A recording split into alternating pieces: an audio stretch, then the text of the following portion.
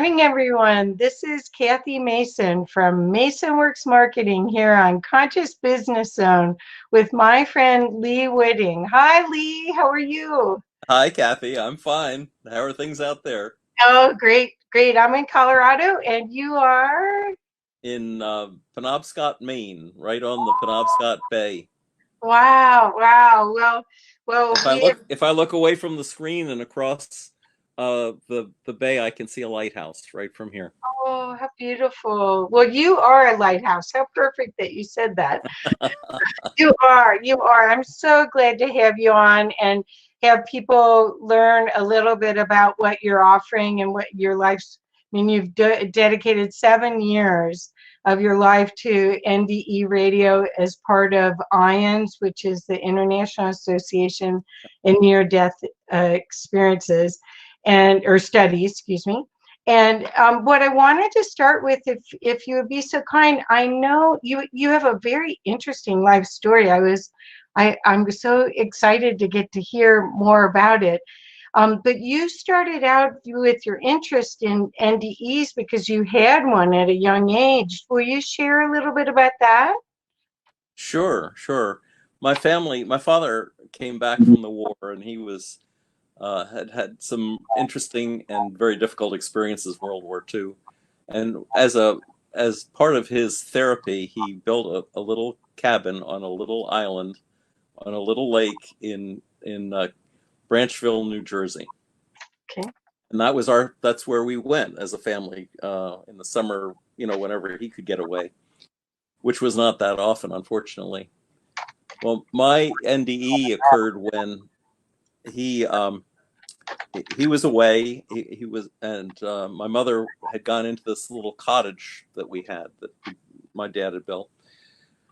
And I was 7 years old, and I didn't know how to swim, which is really dumb. But I waded out too far into the lake, and the lake went out fairly levelly, and then all of a sudden it dropped way down, and I went down with it. And I came up once and screamed from my mother. I was terrified. And of course, when I screamed, all the air went out of my lungs. Oh And no. I sank down to the bottom. Fortunately, my mother heard my scream, and she came running out of the cottage. And the reason I know she did was because I was out of my body. All of a sudden, my soul, that's the way I look at it. Other people have other names for it, consciousness or whatever. But my soul was sitting up in a birch tree next to the house. And I watched my mother tear down to the shore, shallow dive into the water. And she found me, pulled Yeah. me out of the lake, carried me up to the land and threw me down, face down over a log, pumped on my back to get the water out of my lungs. And in the process, she sort of invented an upside down CPR because the compressions the log was making on my chest while she was pumping on my back got my heart going again. Wow. But meantime, I'm up here watching this whole thing happening. There were no other beings with me. I didn't see any angels or anything like that. I did see a light. I saw that there was a place that I could go. And in fact, I may have gone, but I don't remember. Time stands still when you're over there. So something that just takes a few minutes to happen, on Earth can be forever in a timeless place like the other side. So I saw how upset she was, and I saw that there was a place that I could go and stay. And I just decided that I'd better take care of my mom because she was so worried, and I knew she would be devastated if I died right then and there. So then I was back in my body. Now, when you're on the other side, you feel so good. There's no pain. Even when we're feeling healthy in our bodies are compensating for the pains, the aches and pains that we normally have. When you're on the other side, it's amazing how pain-free, how wonderful it feels just by virtue of the fact that you don't have this, you're not carrying around this Hulk with you. So, but going back into your body is doubly hard because, when you had your lungs full of water or whatever, it hurts. It hurts. Anyway, for years after that, I had this recurring dream. And the dream was that I was sinking down. The way I understood the dream was that I was sinking down from the surface of the lake. And I could see the light up here at the surface of the lake, and it was dark, and it was getting darker and darker and darker. And finally, and it wasn't until I was in my 20s, I went back to the cottage one day, dove into the lake, went down to the bottom holding my breath, and looked up to see if it looked like my dream. It didn't look anything like my dream. The light on the surface of the sunlight on the surface of the lake was spread evenly over the whole lake. The darkness that I had envisioned was not dark at all. I mean, the light went down the 10 feet or so that I was underwater, and so I didn't understand that it was this other thing until years later when I started reading about the tunnel and the light. And then I thought, well, maybe I had traveled into the light. And then this was my dream, was my journey back, coming back from the light, coming back to my body. So that's how I finally explained it. Wow. And I never told anyone about it. And I'll tell you, I'm glad, having talked to hundreds of people who've had near-death experiences and hearing their stories about how they either told people or didn't tell people about their experience. I think it was very wise of me not to tell anyone, because you're either you either scare them to death, which would have done my mother, or you get belittled. People who come, when I was doing my chaplain work, people would come to me all the time, or I would be in their room and they would say, I told the doctor about this NDE that I had, and he just told me I was crazy, or he told me it was the anesthesia, or he told me it was a hallucination. These kinds of put downs make people either, in fact, some doctors have recommended psychotherapy for patients who tell about an NDE. Right. It's very, very horrifying results come unless you find someone who is sympathetic. Well, as a chaplain, 15 years at Eastern Maine Medical Center in Bangor, Maine, I would visit people who had coded. And the first thing I would say was, well, did you see anything when you were on the other side? Because I wanted them to talk to someone who was sympathetic, who understood, who could verify, that this was not a craziness on their part. So anyway, that's how I finally resolved to myself that, it took me 30 years to tell anyone this story, but it was a good thing. Wow. Wow. Well, I want to welcome Terry and Elsie, and hopefully Terry and Elsie, if you have questions for Lee not only has had an NDE at age 7, but he has interviewed hundreds and hundreds of people over 7 years on the NDE radio show for IONS. So he's a plethora of information, and it'd be fascinating to hear his answer to your questions if you have them. So please feel free to shoot away. But Lee, so when did you come up with the idea to do the radio show? Because IONS is a nonprofit, and they've got so many different facets, and it seems like a lot of the projects I've seen, people came in and, Terry said that you interviewed her about her NDE. Mm-hmm. How about that? Yeah, small world, huh? My whole family has had a long interest in radio and television. My father was instrumental in starting one of the first TV networks in the country, Dumont Television Network. It was WABD, Channel 5 in New York City. And although they were up against NBC and CBS, which had far more money and finally just killed Dumont, he was interested in broadcasting. And he had contacts with lots of people from his work in camp shows during the war. So he was able to put people like Jackie Gleason and Lucille Ball and other people on television, get them started, even though they wound up in other on larger networks after a while. But when I got into college at Columbia University, I was at WKCR, which is their radio station. And later on, and when I was in Maine, I had a radio show on the local channel on the community radio station. It was called Earth Tones. Oh, cool. It was Native American music and Eastern music, from India primarily, and it was meditative music, and then I would interrupt it with maybe an NDE story from Ions. So I've always, so that it came very naturally to me to the next time I was at a board meeting at Ions to say, we really ought to start a radio station. And Talk Zone, the company that produces the show, is my brother's company, Chris Witting. He followed in my father's footsteps too, and he's been in radio ever since. So that's the reason that it came as a natural suggestion for me to make. Oh, fantastic.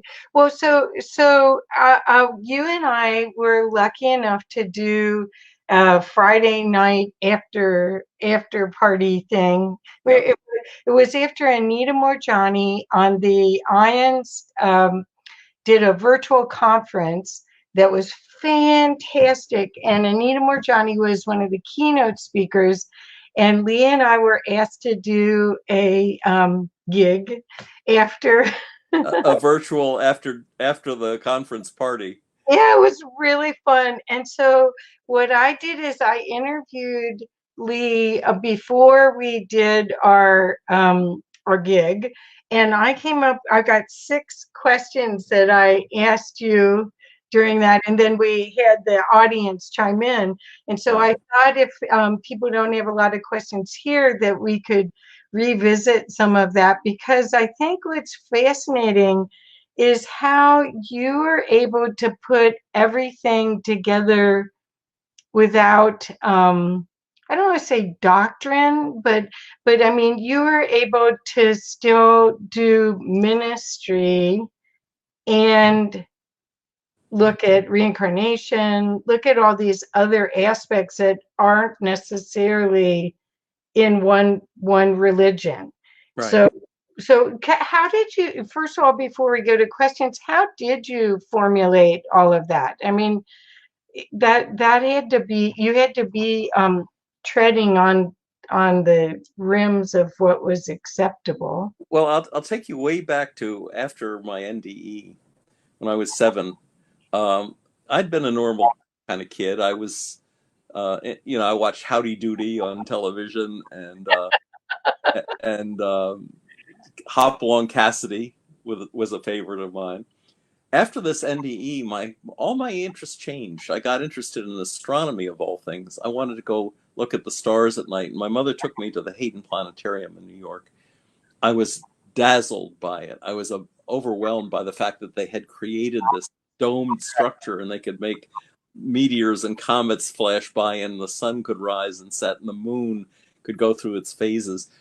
And I got so interested in it that I took over a room in our attic at the house and built my own planetarium. I went and got cardboard boxes from all the people that sold appliances. I got these big sheets of cardboard from like refrigerator cartons, and made a skyline and set up lights behind it so I could have a sunrise and a sunset on a dimmer.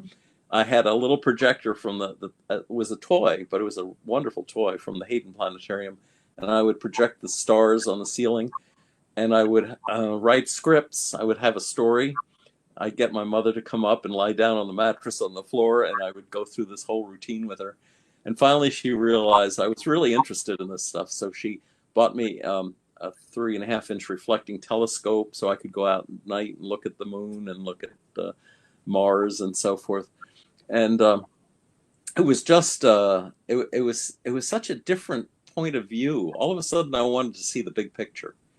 And so I think that's carried along with me. I mean, I was being raised Catholic, and all of a sudden, all of the trappings of Catholicism were kind of yeah, I'd go to Sunday school and I wouldn't have memorized my catechism, so the nun would whack me on the wrist with a ruler to make me study harder. The only question I remember from that whole period was the first one, which I think was the first question in our kids' catechism was, why did God make me? And the answer was, God made me to show his goodness and to make me happy with him in heaven. That stayed with me my whole life, and everything else, all the trappings, the rules, the regulations, the dogma have kind of slipped by. They're just not that important to me. And then I got to Columbia and I studied. My dad insisted, he said, if I'm going to pay for this tuition, you're going to study economics, because he wanted me to go into business. So I majored in economics, but I had a second, almost as many credits in Eastern Studies, Buddhism, Tao, all of the Eastern religions, and it was mind-blowing. And of course, reincarnation is a big part of that. Exactly. And so I've always carried that really broad view of what religion is all about ever since, in large part because of the NDE. And also, 60% of the people who've had NDEs, even if they're strict Christians, suddenly they think, I think there is something to reincarnation. They really buy into it because you sense that we are not stuck in one lifetime. You're not trapped by the life you're living right now. Right. You are, you've got all these possibilities are open to you. And it's not just this lifetime. It could be the next lifetime. It could have been a past lifetime that you're still learning from. This very much broadens your outlook too. And that's why when I finally went to seminary, I decided to be a chaplain instead of, I was taught to be a congregational pastor, but I went into the hospital knowing that I was going to meet tons of people from different faiths and tons of people from no faith at all. And I needed a general point of view that accepted everything, basically. I mean, everything, UFOs, you name it. I've had long conversations with people about all of the, you go into someone's room in the hospital, more and more, they'll say, well, I'm not religious. You come in, you introduce yourself, you're the chaplain. They'll say, oh, I'm not religious, but I am spiritual. And then they'll have a question, and that'll lead to a conversation, and you can be there for 2 hours, just talking to them about what they want to hear. Or what they want to say, really, because you wind up listening more than you do talking. But when you talk, you don't put them down for anything. But you're holding space and you're helping them process. I can't hear you. You can't hear me? Can other people hear me? You can't hear me? Should I keep talking? That's very strange. No? I've never had that happen. Let's see. You can't hear me. Don't hear a word. No. Weird. My volume is up. Okay, so let me. All right, so I get the whole screen now. Yikes. Well, let me tell you how I was affected. Oh, now you're on the other side of the screen. Can you hear me now? I still can't hear you. They can hear me. I'll tell you from the astronomy thing how the NDE affected my life. Okay. Because it gave me a lot of confidence in doing things that I otherwise probably would not have done. I was raised in a middle class neighborhood, in a suburban neighborhood. I went to a very sort of sheltered school, and I managed to get into Columbia University, which was pretty good for me because I wasn't a great student, but I had an aptitude for SATs, and that counted for a lot in those days. So my dad, having lived in New York, we were living outside of Pittsburgh at the time, gave me $50 and a bus ticket and said, all right, you're going to be in New York. It's going to be really distracting. Go to New York City, find a job, find a place to live until the fall when you start in school. So I had a few little jobs. I'd been a copy boy for the Pittsburgh Press for one summer, but basically not any experience. I went to New York on the bus. I went to an employment agency. I got a job pushing racks around in the garment district. And because I was down in the 23rd Street area, I found a room at what turned out to be an amazing place called the Chelsea Hotel. The Chelsea Hotel was where it was so cheap, it was so grubby, that's where all the artists who were becoming successful hung out. And I met some amazing people, but mainly there was this black poet who he and I became friends, and he would read his poetry to me. So I got interested in poetry. I actually have published a book of bad poetry called Dr. Doggerel Howls at the Moon. But that was something that I probably wouldn't have had the nerve to do if I hadn't had my NDE. You know, you come back from an experience like that and you think, gosh, I was dead and it didn't hurt a bit. So what's to be afraid of? And that's one of the things that people bring back as a experience, is that there's nothing to fear when you think about death. And that's probably at the root of everyone's fear in the long run. You know, you'd be afraid of losing your money or afraid of losing a friend, but ultimately it comes down to, yikes, I'm going to die. What does that mean? Well, when you know what it means and you're not worried about it anymore, it enables you to do lots and lots of courageous things. For instance, outside after Columbia, I got a job for the New York Department of Welfare in Harlem. I was probably the only white face for 20 blocks visiting my clients that were mainly older people who were in need of medical help, didn't have any money. And this was before Medicare and Medicaid came in. So they would send a caseworker to evaluate the situation. And New York wanted to know if these people had any assets. Well, they didn't have any assets, you know. And we would tell them if they had any assets, not to talk about it, because it would all disappear and in a flash of lightning. And then they'd be really, you know, even poorer than they were poor already. So I would be walking into brownstones, rundown brownstones with no lights down the hallway. You'd be going along maybe with a little flashlight, trying to find the apartment that you're was supposed to knock on the door, and the numbers might be missing off of the doors, and you'd have to find out and talk to other people. And usually the hallways were black because nobody could afford light bulbs, and they'd steal the light bulbs out of the fixtures in the hallway. You know, that would have been frightening to me at one time, but it wasn't. And then later, after I'd worked for a while and I was married, and my wife and I had a little 3-year-old, we decided to just drop everything, and we bought a Volkswagen camper through Europe by car or whatever it was.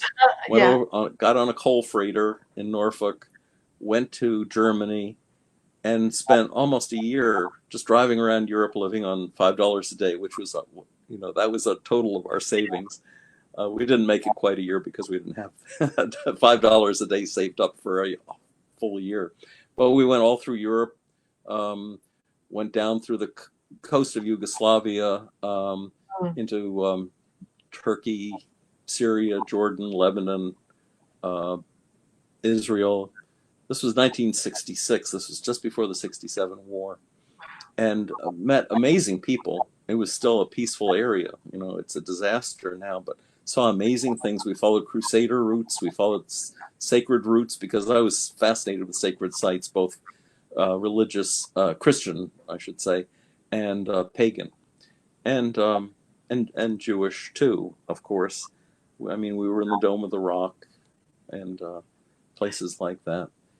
So again, it was just a matter of, you know, anyone could have done it, but most people said, I would never do that. That's a scary undertaking that you've got going there.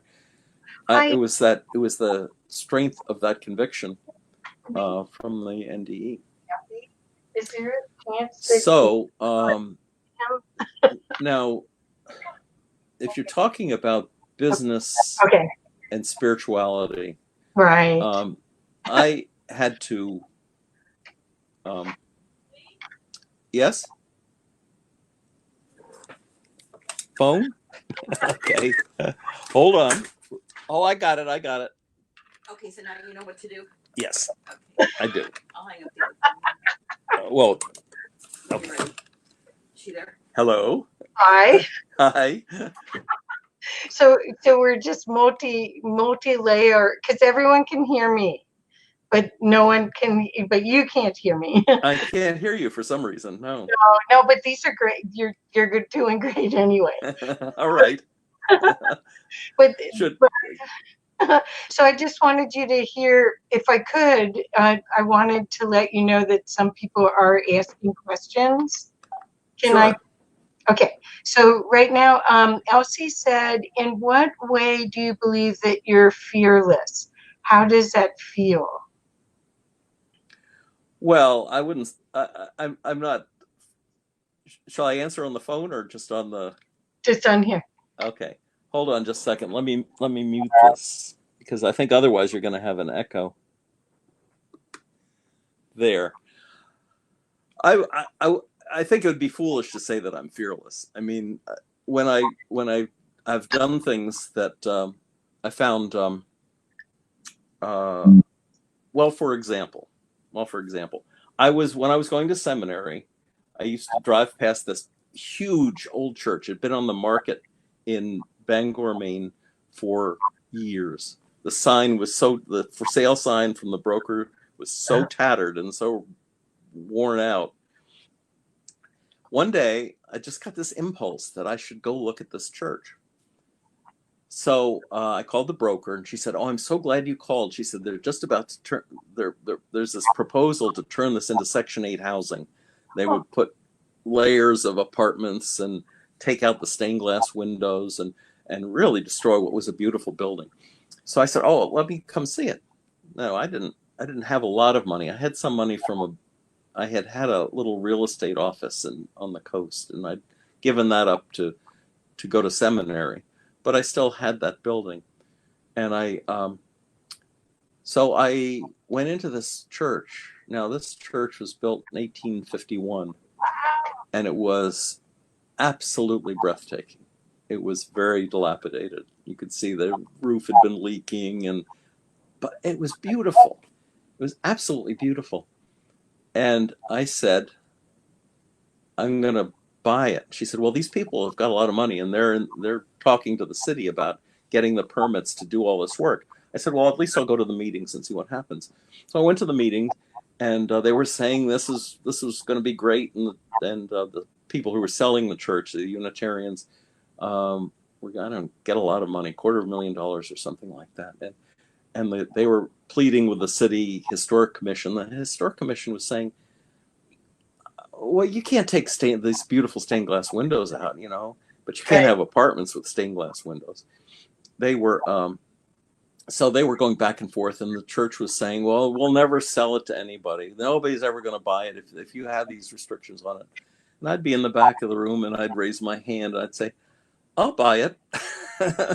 Now, I had no idea how I was going to pay for this thing, but I knew I had a little building down in Castine, Maine, which was worth something. So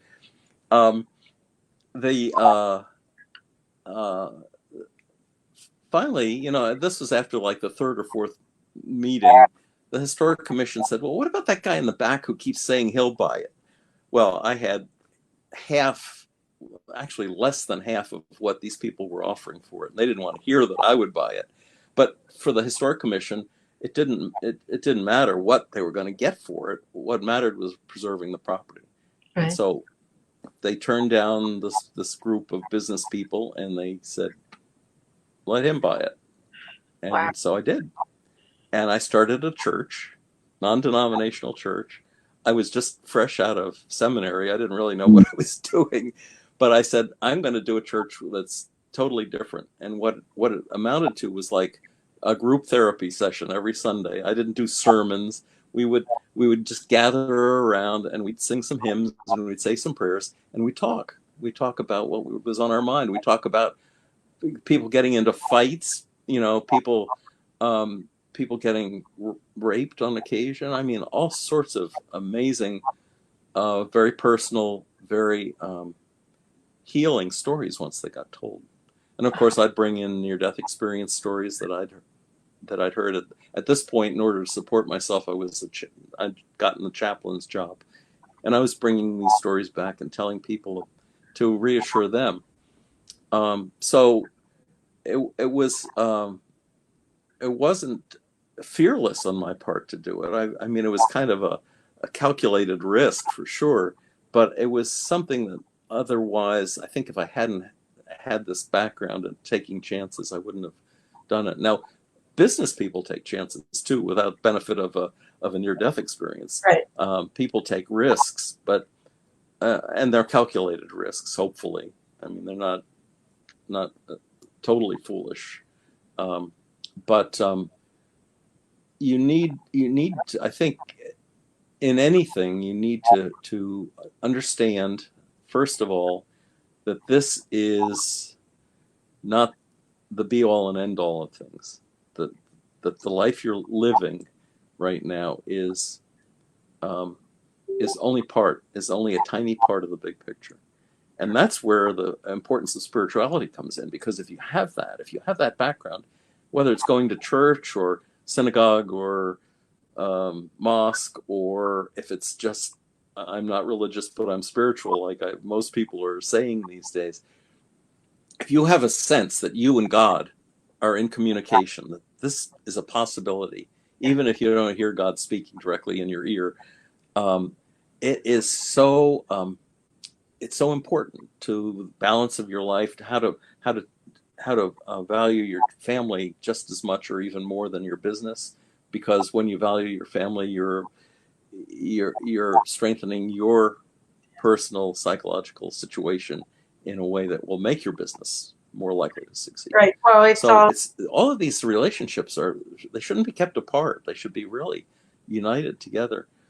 Now, some people have actually built their businesses through their spiritual community. They may have a big congregation that they join, and they become the guy to go to if you need your roof fixed, or you want to buy insurance, or sell your house, or all those things can work through a church community too. In fact, the early Christians had something like that going for them. That was, from each, according to his wealth, to whoever needed something. It was early Christianity was very communist and very good from my point of view on that account. But there was also, it was a community, and the community supported one another. So businesses probably thrived back then as well. I've been in the catacombs. I've seen some evidence of that. When I was in college, I read a book. When I was in college, I read a book that was from the Yogi Press, and it was called Reincarnation and the Law of Karma. And it was a history of early Christianity when reincarnation was still in it. And I don't know if you're familiar with that, but when we're talking about NDEs and we're talking about life after life, and now you've talked about spirituality that goes with it, could you share why you think that organized religion seems to be opposed to NDEs? Sure. Okay. The problem, I think, the reason that the Catholic Church finally said there was no truth to reincarnation was because it threatened their authority. They realized that if all their parishioners thought they didn't have the power of heaven or hell over them, which is what the Catholic Church claims, if you don't go to the priest and confess your sins, you're going to hell. If you don't go to Mass and contribute, then you'll go to hell. I guess they don't make tithing a law the way some Protestant sects do. But in any event, that was the reason, and I think it's still the reason, because if a pastor has a congregation full of people who talk to Jesus personally in a near-death experience, they're sort of out of the picture. They're totally outclassed. Even though, now I'll tell you, there's a very successful church in Sedona, and one Sunday, this guy, he hadn't had a near-death experience himself, the pastor, but he had a friend who had, and the friend told him this story about what he'd seen, and the pastor got so excited about it. He was the unusual pastor that is turned on by the notion of personal mystical experience, that he brought this as a sermon to his congregation on Easter Sunday. Well, the place went wild because there were people there who had near-death experiences and never told anyone, and they're getting up and saying, I had an experience like that. I'd like to share it with them. And people were electrified by all of this. So I was going out to Arizona. I'd seen this thing on the internet that he was doing this. So I went to I was there for the next 2 Sundays, and I went to both services, and it was wonderful. You know, people were talking about their personal mystical experiences. The Congregationalists for a while had this quote, I think it was from Gracie Allen, George Burns and Gracie Allen, said God is, how does it go? God doesn't end with a period, it ends with a comma, or anyway, the message was God is still speaking to us. God hasn't stopped speaking to us. It didn't end with the Bible. I mean, Moses and those guys weren't the last people that God talked to. He's there all the time. He's very, very available. And that's what the Holy Spirit is all about, or whatever energy your faith describes it as. That's available to us. We can draw on that. We should draw on that, because really we're drawing on it whether we're conscious of it or not. And if we're not drawing on it, if we're rejecting it, then we're in deep trouble. Right. So, and I'm losing track of where I was going with this.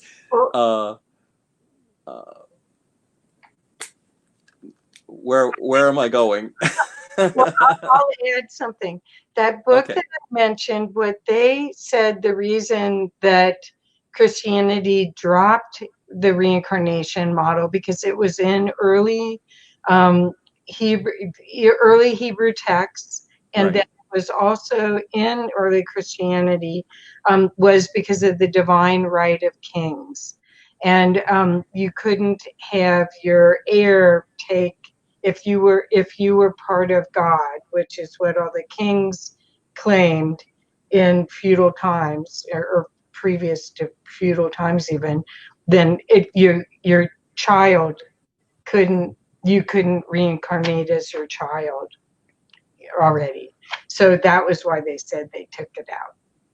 Oh, well, that's very possible too. Yeah. I mean, you could certainly say that it's because in reincarnation stories, people seem to recognize that there is a familial ties, and one lifetime you're the father of the child, and the next time you're the child of that child, or whatever. So it does kind of screw up the authoritarian structure. But even given that, there are huge segments of the population in the world. The Hindu belief is that there's karma, there are classes. They have the untouchables, and they can seem to maintain this notion of authoritarianism, which a lot of it's flawed. I mean, karma is very flawed, and still believe in reincarnation. Right. It's part of the package that you get if you're a Hindu, and it seems to work for them. On Buddhism, I mean, even more so. I think it's kind of a fact of life, to tell you the truth. I don't see that we can get away from that idea. Now, whether you want to reincarnate or not, once you've crossed over, you're on the other side. I think that there is a story in Plato. This is 400 BC in Plato's Republic, the 12th volume of Plato's Republic. He talks about this soldier named and who is killed in the battlefield. He and his comrades are brought back to be burned, their bodies to be burned on a funeral pyre. And at the last minute, he sits up and he says, "I've been sent back to tell you what happens when we die." And the story that Plato relates is, I was running across this field with my companions who'd been killed, and we came to a place of judgment. And the judges, this is the life review that you hear about in current near-death experiences. Well, the judges would say, you have, you're going to be punished or you're going to be rewarded. So for a time, they either go to be punished or they go to be rewarded. And then afterwards, they all get together in this big field again, and they say, well, what happened to you? What happened to you? It's like you've been cleansed of the karma that you had from your previous life. Then you go to a place where you choose your next life, but you only get part of the choice. Part of it is your choice to be rich, to be poor, to be healthy, to be diseased, whatever you feel that you want to experience next time around, to be a male or a female. The rest of it is the toss of the dice, pretty much. So it's half your choice and half not your choice. Half of it is fate. And I don't know what determines the fate, who determines the fate.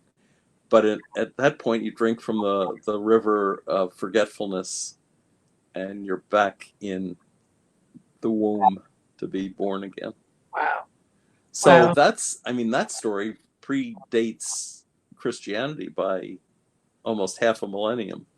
And it's strongly in favor of reincarnation, but not so strongly in favor of karma, as far as I can tell. Right. I mean, I think we do bring things back along with us to, it's not totally a lost experience. In fact, some people, when they have had a near-death experience, or maybe even if they haven't, will have the memories from previous lifetimes. I knew a 4-year-old. Well, I know him. He's now, he's a teenager now. But he said at 4 years old, he said to his mother, who was pregnant, "Oh, I hope my sister will be born soon because I'm forgetting what God was like." And that's the sort of story that you hear much more frequently in cultures that believe in reincarnation. Right. And even though they don't encourage it, they don't want you to remember your past life so much. But it's there, it's available, and through hypnotherapy and so forth, you can be regressed into past lives. People go back and suddenly they're speaking medieval French or something like that. They will come back with all sorts of stories about who they were, what was going on, and so forth. So pretty hard to say, oh, well, it was all your imagination if you're speaking a foreign language from a different time. Okay. So I wanted to share with everyone here, because we have some wonderful people here from all over the world, about ions and about the experience that I have, that I think you also have with this group, where everyone is coming from a different, the IONS group is the International Association for Near-Death Studies, and it meets once a year. This year we met online. Last year we met in Philadelphia, and it's usually about 500 people that all are coming from this knowing that they've either touched their source, God, universe, whatever you want to call it, or they have had a spiritually transformative experience. So they may have had near-death or spiritually transformative experience. And Lee, what I'd love to ask you is about your experience with these people, because you've had a probably longer experience with it. I found it uncanny how open-hearted and how curious and eager everyone is. to share. There wasn't a lot of ego. There wasn't a lot of drama. There wasn't a lot of, you know, just, everyone was The people were really open to sharing, and sharing is a big part of the organization. Could you speak to that with you doing the radio show for 7 years? Yeah, I could talk to you about lots of different experiences that I've had and that other people have had. Um, gosh, I made a list because I thought we might want to talk about some of these things. First of all, near-death experience tends to be very personal, I think, even though there are universal aspects to it, including the going into the light. 1 in 10 or thereabouts can be distressing. They call them DNDEs, distressing near-death experiences, and those happen as well. Let me see. Let me give you some examples. Well, one of the real easy ones is I went into this woman had coded. I went in to see her. I said, "Did you see anything when you were on the other side?" She said, "Yes, I saw my father." She said, "He died 3 years ago," but she said, I was a little girl again." She said, "And I saw my father and I was glad to see him, but behind him was this beautiful light." She said, "I just wanted to run into the light, but he said it wasn't my time yet." But she said, this is a woman in maybe her late 50s, early 60s. She said, "I just wanted to run right past him like she was 5 years old." And she tried, but he caught her and he picked her up and he said, "No, it's time for you to go back." And then she was back in her body. She was so happy to be able to tell that to somebody who knew that she was telling me the truth. That's where chaplains are so important, and so many of them are hooked into their Lutheranism or their Catholicism or whatever. They don't allow space for Right. NDEs, and it's a big mistake. Let me give you another one. Let's see. Oh, I said they're personal, and this is a really personal one. This is one of my first interviews. Was with for the show, was with this woman who'd been in a terrible auto accident. She'd run her little car and with her little dog had been almost totally crushed when this truck rolled over on it. Oh my gosh. And she said, "Suddenly I was with my grandmother, who was deceased." She said, "I was visiting her, and we walked down. Went to her apartment, and we walked down this long hallway, and went out on a balcony, and we were sipping tea together, and we were talking about things, about the family and so forth. And she saw her little dog, who died in the accident. She saw her little dog playing in the yard below while they were talking. And then at the last of the conversation, the dog ran off into the woods and disappeared. And she said she wanted to go after it, but she couldn't. And then she was back in her body, and they had to extricate her from this huge wreck. So that's the kind of personal aspect.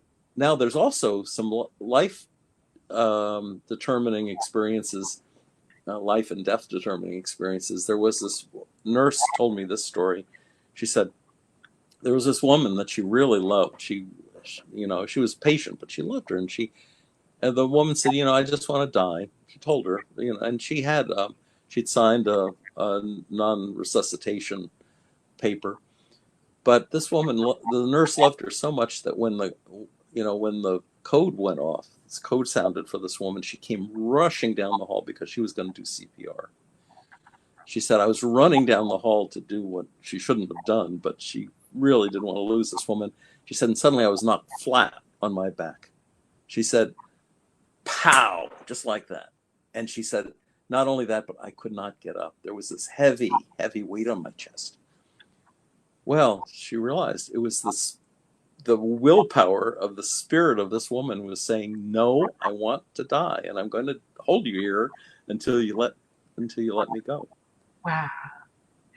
That's So there's another story of how much strength there can be. A lot of contact. I've had contacts with people who have.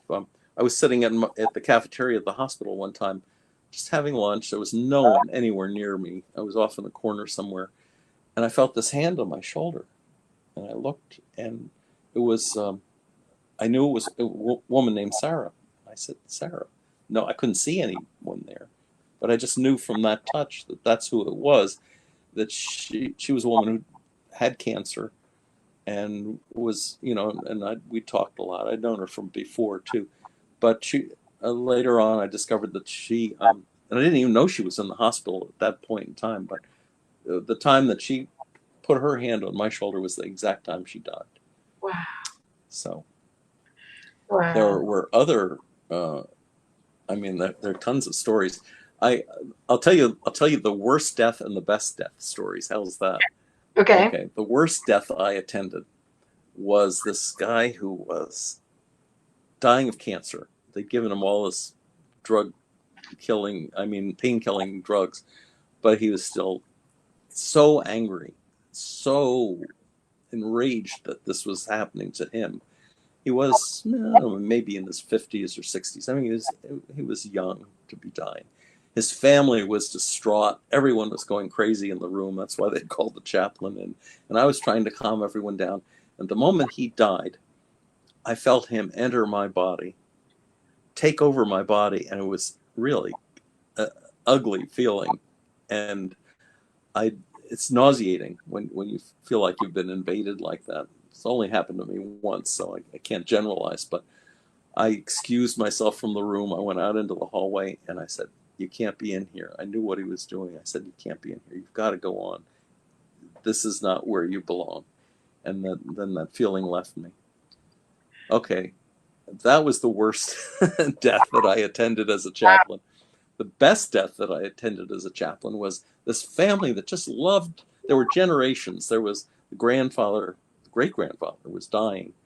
He must have been a wonderful man. I didn't know him when he was alive, but his children, their children, and some little baby, you know, great-grandchildren were all there saying, "We love you. Don't worry about us. We'll be fine. Just you can go. We all love you, and we know you love us." And well, when he died, there's something called a shared death experience, and I think that's what happened to me, because it was like this golden light but viscous, almost like honey, pouring down into the room, and I felt like I was part of that blessing, whatever it was. I didn't know whether it was being generated by this guy, but I figured it was something bigger than that, because it was amazing. It was just amazing, and so, gosh, it was like a physical manifestation of love, is what it was. It's beautiful. It was beautiful. I'll always treasure that. Wow. That was my best death. Then there was the time I was standing at the nurse's station, and the nurse said, "Oh, you're the chaplain who was here about a month ago. You came down, said some prayers for," and she named the person. I said, yeah, the family, he died, and the family, before they left, they wanted a chaplain to come down and say a prayer. So I came down, and we held hands and said a prayer for the person. And then I left. Didn't hear anything more about it until this nurse said, well, she said, the strangest thing happened. You came down it was at least half an hour after the doctor had declared this person dead. And, the paperwork had all been done. The family was going to leave as soon as the chaplain came, said a prayer. I said the prayer, I left, and the guy sat up in bed and said, well, I'm ready to go home. and I never heard the story until she told me a month later. She said it was pretty startling for everyone, especially the doctor who declared him dead. He'd been dead for half an hour or more. So he had a spontaneous healing? Hold on. Did he have a spontaneous healing? Yeah, he was well. There was nothing to keep him in the hospital anymore. He got up and got dressed and went home. Wow. That's so cool. So Lee, could you tell us again a little bit about the NDE radio? Because we only have about 5 more minutes, and I want to make sure if people have any questions, we have a wonderful group of people here. If anybody has any questions, this is the time to ask about NDEs or about the Sure. coolest stuff. If they're interested in near-death experience, I've been doing this podcast called NDE Radio, or you can also find it under IANDS, IANDS, NDE Radio, for 7 years. So I have nearly 400 shows, and they're all available. There's no charge. You just go to that site, look for the past shows button. You may have to click on a couple of things, but you'll get to it. And then there are descriptions of all of the interviews that I've done. Some of them are just, some cases I've just read the story from the files of IANDS, but most of them are near-death experiencers or people who've had some other kind of spiritually transformative experience talking about what happened to them. And then I ask a few questions, but I try to just let them talk. The way, Kathy, the way you've let me just talk and talk and talk for an hour here. So yes, if they're interested at all in following up on near-death experience information, they should also go to the IANDS website, iands.org, and look for that, because there are all sorts of benefits to, including a monthly NDE that's sent out by email, and some of those are amazing stories that I've read. Because if you go back a couple weeks, there was one that I read that was truly an astounding, very moving story that they can find if they just go ahead. Well, I'm also putting up on the screen the virtual conference .ians.org, because Lee and I, as we said, we got to be the I don't know what you call us, the moderators on Friday evening, and these recordings are still available for purchase. And the virtual conference.ians.org, if you want to buy these recordings, you will be astounded at the wonderful stories that people are telling, and the love that is contained within is really, I think, a medicine for the soul for right now, as we're going through these chaotic times. Whether you go to ians.org or the virtualconference.org or NDEradio.org, what you'll find is a way to reconnect with really who you are as a soul level, and be in group with people that also want to live from that space. So the community is remarkable. Yeah, it's an amazing organization. When I was getting my doctorate in NDEs, I couldn't use the stories that I'd accumulated from the hospital because it was privacy, considerations involved, and so I went to IANDS because they have they have a library full of NDE stories, and then I used that along with my research as a chaplain. But I used the cases that I cited were from IANDS, right? And they were wonderful. And Diane Corcoran, who was the president of IANDS at the time, said, about publishing. Well, one of the things I've done in my life was I was the publisher of a weekly newspaper for a while. She said, so we need an editor, so we're going to put you in charge of publications. Hey. She didn't know me from Adam, but she just decided that was what was going to happen. And from there, doing Vital Signs, I was the editor of Vital Signs. Oh. And from there, I went on to start the radio show. So. Wow. Well, we're so glad that you have this radio show and that it's free to the public, and that this, especially at these times where there's so much concern about people dying alone, and the uncertainty of death. I think it's the biggest fear that humans can have. learning more and more and more about this will give so much ease to people. And if you do lose loved ones, it may give you a chance and a way to reconnect with them after they're gone. So it's powerful information. It's free. IONS was started in 1984 by Raymond Moody. So they've have so much research available of all of this information. And then if you go to Lee, you can see Lee has this compassionate, beautiful worldview that he interviews everyone from, that just uplifts and soothes people as they share their truth, which a lot of people are scared to share their truth because of the consequences. So yeah, so thank you. Don't be scared. Yeah. Oh, that'll be my final words for the day. Don't be scared. Yeah. Well, thank you so much, everyone. And please share this if you feel this could help other people.